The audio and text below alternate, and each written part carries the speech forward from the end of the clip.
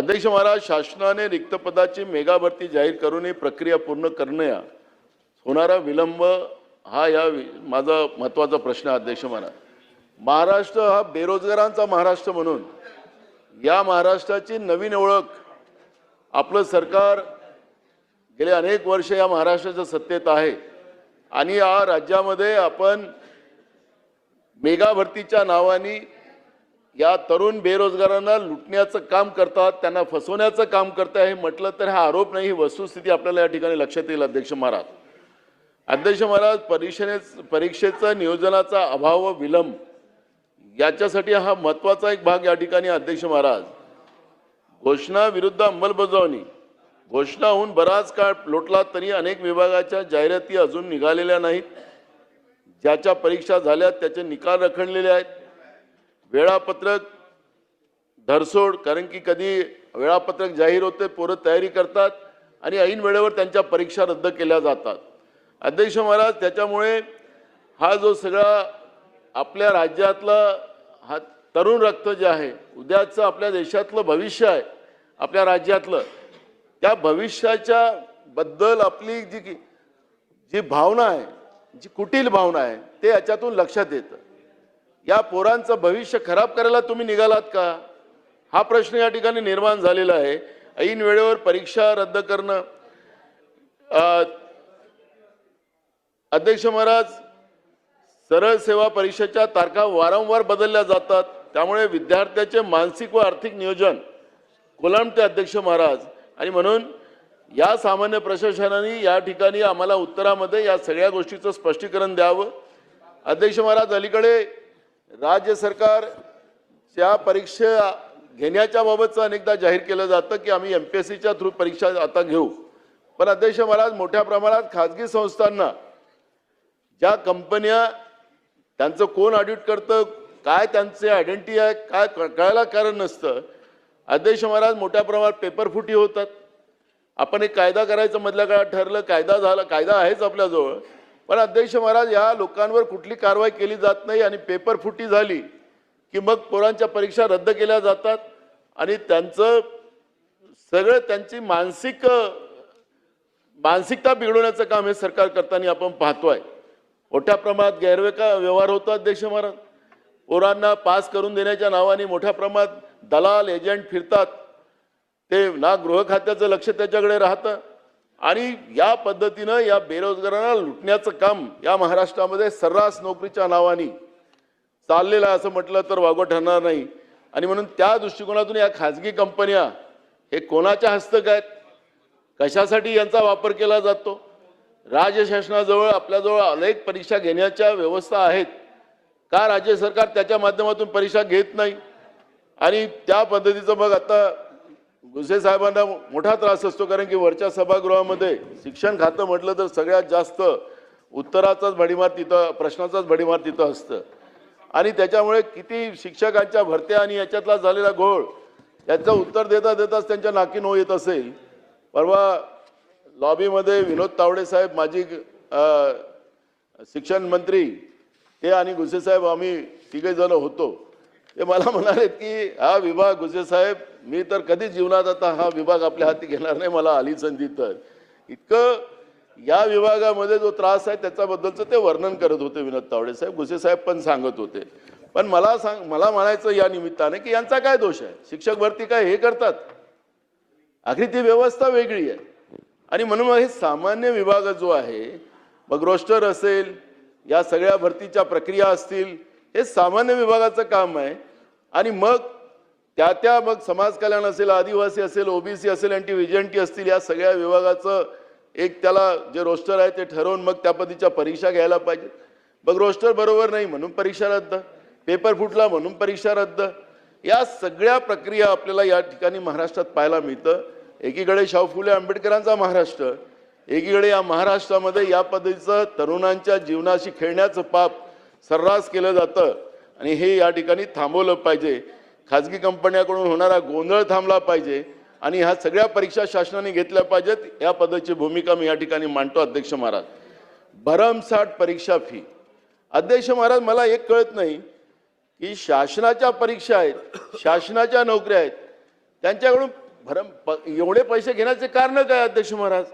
अध्यक्ष महाराज, एका परीक्षेला 1000 रुपयापर्यंत शुल्क आकारले जाते, तर एका उमेदवाराला 5-6 फॉर्म भरले तर त्याला 6 ते 7,000 रुपये, कारण की वेगळ्या वेगळ्या भागामध्ये फॉर्म भरतात अध्यक्ष महाराज.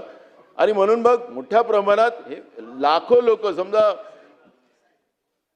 2000 जागा भरायच्या असतील तर 2 लाख अर्ज येतात. बघ आता एक विद्यार्थी समजा 6 फॉर्म भरले, 6000 झाले किती पैसे? हे पैसे जातात कुठं? एकीकडे तुम्ही नोकऱ्या देऊ शकत नाही त्या तरुणांना, एकीकडून त्यांच्या खिशातले पैसे लुटण्याचा अधिकार तुम्हाला कोणी दिला? आणि म्हणून या परीक्षा, कारण की आपण मधल्या काळात एक ठरवलं होतं आणि अनेक राज्यामध्ये चालतात. राजस्थानमध्ये आमचं सरकार असताना त्या ठिकाणी एक निर्णय घेतला होता की कुठलीही परीक्षा द्यायची, एकदा पैसे भरायचे, 500 रुपये नॉमिनल, आणि सगळ्या परीक्षा देण्याचा अधिकार राहता. का नाही महाराष्ट्रात करत आपण? महाराष्ट्र का आता त्याला दिवाळा आऊट झालं का राज्याचं? राज्याच्या शिक्षित बेरोजगारांकडून पैसे लुटायचं काम हे सरकार करताय का? या प्रश्नाचं उत्तर द्यावं लागेल. की माझा प्रश्न या निमित्तानं हाच आहे की आपण एकदा त्याच्याकडून पैसे घेतले की त्याला सगळे परीक्षा देण्याचे अधिकार त्या विद्यार्थ्याला असावेत, त्या उमेदवाराला असावेत. ही या पद्धतीची भूमिका मी या ठिकाणी मांडतो अध्यक्ष महाराज.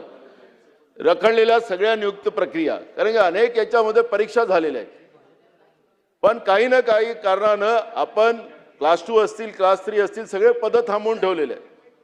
काय कारण आहेत? त्या सगळ्या कारणांचं आज या ठिकाणी उल्लेख झाला पाहिजे, आपण सांगितलं पाहिजे. आशिष शेलार सारखे विद्वान माणूस या सामान्य प्रशासनाचे ते मंत्री आहेत आणि त्या एवढा शक्तिशाली मजबूत माणूस सामान्य प्रशासनाचा मंत्री असताना हे सगळं तुमच्या मंत्रालयात होत असेल तर गंभीर बाब आहे. याची नोंद सामान्य प्रशासन. राहुल पाटील. तर अध्यक्ष महाराज, मी तुम्हाला सांगितलं की या सगळ्या रखडलेल्या नियुक्त प्रक्रिया ज्याच्या परीक्षा झालेल्या आहेत, फक्त नियुक्त्या द्यायच्या आहेत, त्या तातडीने नियुक्त्या देण्याचा आपण निर्णय घ्यावा आणि ते आपल्या प्रश्नाच्या उत्तरामध्ये या ठिकाणी यावा. वेटिंग लिस्टिंगचा एक मोठा प्रश्न आहे. अनेक मोठी वेटिंग लिस्ट या ठिकाणी तयार केली जाते. सभागृहाची वेळ सभागृहाचे कामकाज संपेपर्यंत वाढविण्यात येते. अध्यक्ष महाराज, वेटिंग लिस्टच्या नावाने त्या विद्यार्थ्यांना थांबवलं जातं आणि त्याचा व्यवहार केला जातो. हे वेटिंग लिस्टचा जो विषय आहे तो सुद्धा तातडीनं आपण या ठिकाणी हे जे पात्र विद्यार्थी आहेत त्यांना तातडीनं नियुक्त करून त्यांना त्या सेवेमध्ये घ्यावे. कंत्राटी भरतीचं धोरण, खऱ्या अर्थानं कंत्राटी भरतीचं धोरण हे त्या तरुणांची फसगत करणार आहे. त्यामुळे एखाद्या ठेकेदाराकडून आपण आता मोठ्या प्रमाणात त्या पद्धतीच्या नियुक्त्या करायला निघालो. मग तहसील कार्यालय असेल, पंचायत समित्या असतील, अनेक विभाग जे आहेत, महत्त्वाचे विभाग आहेत, महसूल विभाग असतील, अनेक विभागामध्ये आपण लोक आता कंत्राटी कामगार कर्मचारी नेमायला सुरुवात केली. हे थांबवलं पाहिजे. आपण राज्याच्या जनतेकडून पैसे घेतो, कररूपाने पैसे घेतो, त्यांना सगळ्या सेवा उपलब्ध करून देण्याची जबाबदारी आमची आहे.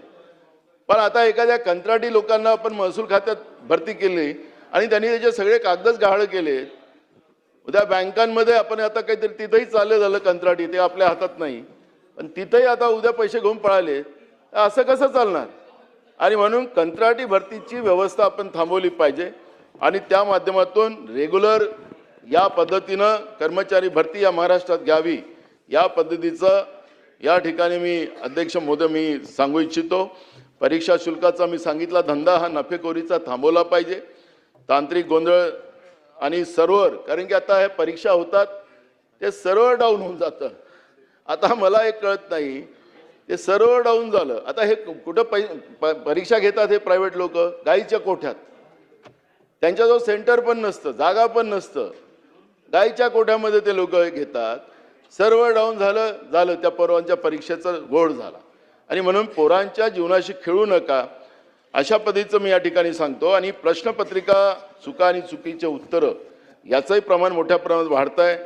TCS आणि IBPS कडे सोपवलेली जबाबदारी खाजगी कंपन्याकडे काम दिल्याने तांत्रिक चुका कमी झाल्या असल्या तरी एकाच वेळी लाखो विद्यार्थ्यांची परीक्षा घेण्याची क्षमता आणि केंद्राची उपलब्धता यामुळे वेळापत्रक लांबत आहे. त्यालाही आपण लक्ष घातलं पाहिजे. MPSC कडे सोपवलेली पदे बऱ्याच ब गट, गट ब, गट क पदाची भरती MPSC कडे वर्ग करण्यात आलेली आहे, परंतु आयोगावरील कामाचा वाढता आणि ताण, अपुरे मनुष्यबळ या प्रकारे प्रक्रियेत संतपणा आलेला आहे. कायदेशीर पेच आणि आरक्षण मी मगाशी सांगितलं अध्यक्ष महाराज, आरक्षणाचा बिंदू नामवाली याच्यात मोठा गोळ आहे अध्यक्ष महाराज. OBC जे उमेदवार असतात त्यांना तर इथं स्थानच मिळत नाही, अशा पद्धतीची परिस्थिती झाली. एनटी-वेजंटीमध्ये तेच हालत आहे. त्याचं हे जे बिंदू नामवाली आहेत त्याच्यामध्ये आणि शेड्यूल कास्ट शेड्यूल ट्राईबमध्ये आता पोलीस भरत्या झाल्यात. तर भंडारा जिल्ह्यामध्ये पोलीस भरतीमध्ये 57 पोलीस लोकांची भरती होती, त्याच्यामध्ये ना OBC ना शेड्यूल कास्ट आणि ना शेड्यूल ट्राईब एकही त्याच्यामध्ये उमेदवार नव्हता, सगळे ओपन होते. त्यामुळे हा एक प्रश्न निर्माण झाला की ज्या जिल्ह्यामध्ये OBC schedule caste schedule tribe NT VJNT मोठ्या प्रमाणात असतात त्या जिल्ह्यामध्ये एकही जागा या कॅटेगरीमध्ये नाही, आणि म्हणून हा सगळं बिंदू नामावलीचा दोष आहे आणि त्याच्यामुळे जनतेमध्ये रोष निर्माण होतो. ते तात्काळ थांबवलं पाहिजे, ही भूमिका आमची त्या ठिकाणी आहे. विशेष करून आपण हे तांत्रिक आणि सॉफ्टवेअरमधील त्रुट्या ते पण एक गोष्ट या ठिकाणी लक्षात घेतली पाहिजे. प्रशासकीय उदासीनतेचा आणि निधीचा अभाव, आकृतीबंध जे आपला आहे पॅटर्न आहे ते मंजूर नाही आहे.